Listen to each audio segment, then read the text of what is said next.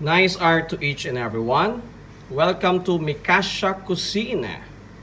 Our dish for today is steamed ginger chicken with choice some vegetables and half salted egg,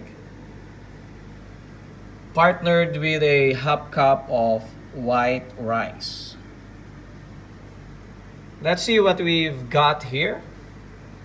Of course, we use the yellow chicken, which is not just the ordinary chicken, but they use yellow chicken over here. Look at that.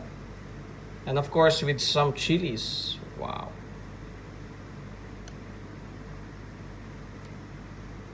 And our choice some vegetables. Look, perfectly cooked vegetable.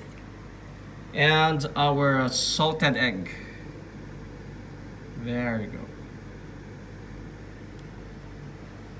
And of course, our half cup of rice. There. Now let's eat. Thank you guys. God bless and bye-bye.